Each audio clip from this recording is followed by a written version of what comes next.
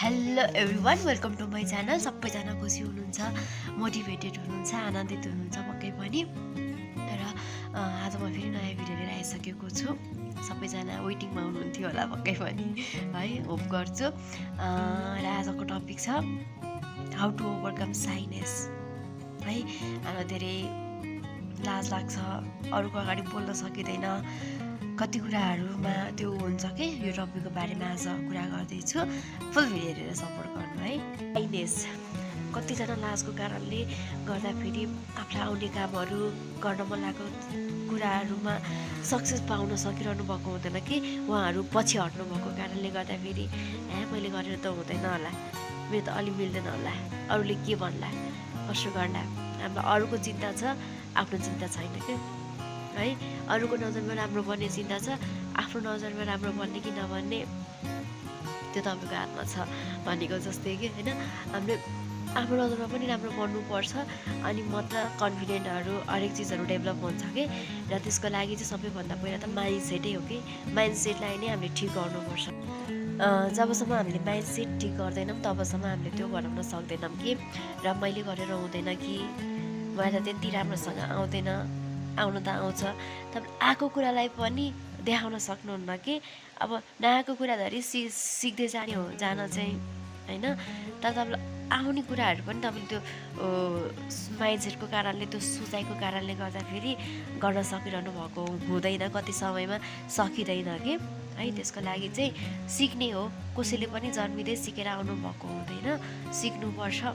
म पनि सिक्छु, र केही मिस्टेक भयो भने पनि मलाई आगामी दिनको लागि, अर्कोचोटिको लागि त्यो लेसन भयो, मैले सिक्छु, अर्कोचोटि त्यो सुधार्छु भनेर त्यो सोच्नुपर्छ कि। अरूले के भन्ला, कसो गर्ला, अरूको कामै भन्ने हो होइन।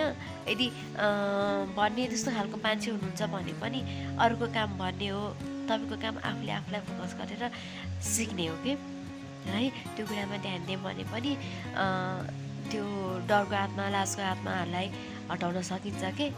चेन्ज गर्ने अरूले भन्यो भन्नुहुन्छ, मैले नराम्रो पो गर्नु भएन, मैले सिक्नेको प्रोसेसमा अगाडि बढ्न त मजाले पाइन्छ, मजाले सक्छु। किनभने कसैले पनि जानेर आउनुभएको हुँदैन, यहीँ आएर कति फेलियरहरू, कति कुराहरू सहँदै सिक्दै जाने हो भन्ने कुरालाई चाहिँ हामीले एक्सेप्ट गर्नुपर्छ कि। पहिले कसै पनि एकदम पर्फेक्ट भएर आएको हुँदैन नि त। कतिपय कुराहरू सहेर सिक्नुपर्छ भने कतिपय कुराहरूमा अगाडि बढ्नुपर्छ कि। त्यो कुरालाई छोडिदिएर यस्तो कुरा त सुन्नमा आइहाल्छ, मलाई सिकाउनु नै भएको हो, यस्तो कुरा त भइहाल्छ भनेर हामीले पनि पोजिटिभ पनि हुनुपर्छ। फेरि कतिपय समयमा हामीले पोजिटिभ वेमा भन्नुभएको छ भने पनि हामीले नेगेटिभ सोचिदिन्छौँ कि म त जान्ने, उसले म त सोच्यो, उसले मात्रै गर्यो टाइपको यस्तो कुराहरू पनि आउँछ होइन। तर पोजिटिभ पनि हुन पर्यो। म सिक्ने माइन्डसेटमा छु, उहाँले जे भने पनि मलाई सिकाउनु भएको हो भनेर सोच्यौँ भने कि।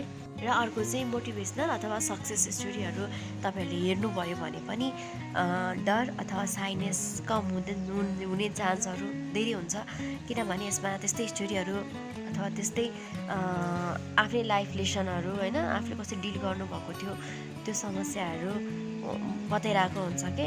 किनभने मोटिभेसनल स्पिकर अथवा त्यो सक्सेस स्टोरीमा पनि पहिला उहाँहरूले गर्नुभएको स्ट्रगलहरू होइन, त्यो बेलामा के भन्नुहुन्थ्यो, त्यो कुरालाई मैले वास्तै गरिनँ, उनी गरिनँ।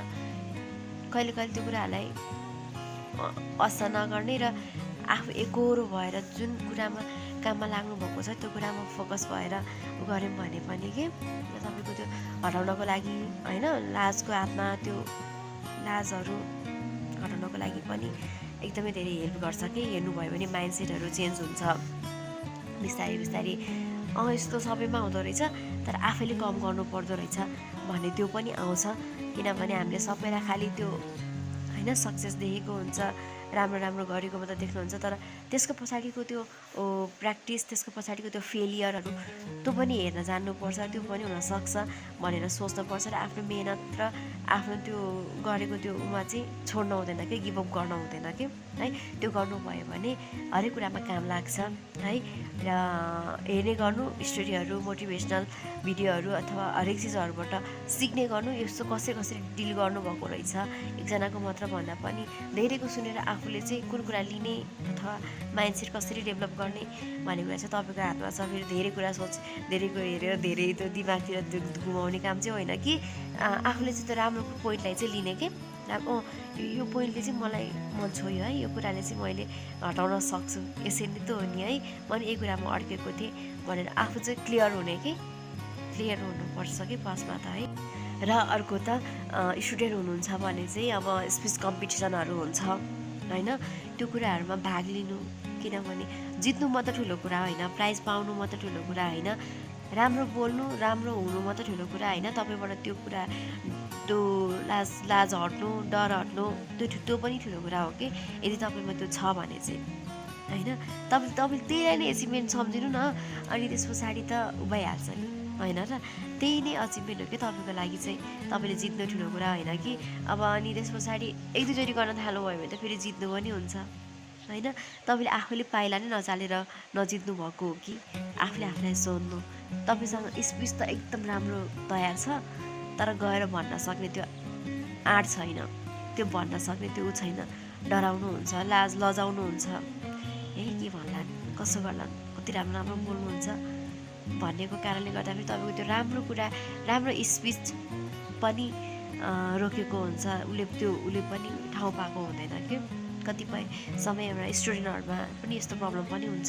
तपाईँ यदि ठुलो भइसक्नु भएको छ भने चाहिँ अब मिटिङहरू अफिसको मिटिङहरूतिर बोल्ने गर्ने होइन, अनि केही कुराहरू ह्यान्डल गर्ने, टिमहरूसँग कुराहरू गर्ने, त्यस्तोमा एङ्करिङहरू गर्ने, पब्लिक स्पिकिङ गर्ने कोसिसहरू गर्ने, अथवा तपाईँको कुनै ग्रुपहरूमा गएर त्यस्तो बोल्ने मौकाहरू पाउनुहुन्छ गर्नुहुन्छ भने बिस्तारै बिस्तारै आफ्नो कुराहरू राख्दै जाने कि होइन। अनि त्यसपछि तपाईँलाई थाहा पनि हुँदै जान्छ मैले कति कुरा मिस्टेक गरेको रहेछु, के गरेको रहेछु। हुनसक्छ कति कुराहरू आफैबाट महसुस हुन्छ, कति कुराहरू अरूले बताइदिनुहुन्छ, त्यो अरूले बताएको बेलामा चाहिँ आफूले सहन सक्नुपर्छ। अघि पनि बताएको थिएँ मैले, मेरै लागि बताउनु भएको हो, मेरै लागि भन्नुभएको हो भनेर। कतिपय कुराहरू त्यो तपाईँमा देख्नुभएको नराम्रो कुराहरू चाहिँ फ्याट्ट भनिदिन सक्ने मान्छे हत्तरपत्तर पाइँदैन कि, किनभने किन नराम्रो हुने भन्ने मान्छेको पनि हुनुहुन्छ कतिजना चाहिँ उसले सिक्छ नि त भनेर भनिदिने मान्छेको पनि हुनुहुन्छ अब होइन। तपाईँको लागि राम्रो सोच्ने सिक्छ भनेर भनिदिने मान्छेले भन्नुभएको कुरा, अथवा जुन मान्छेले भने पनि आफूले पोजिटिभली लिएर सिक्न सक्नु चाहिँ पर्छ क्या है।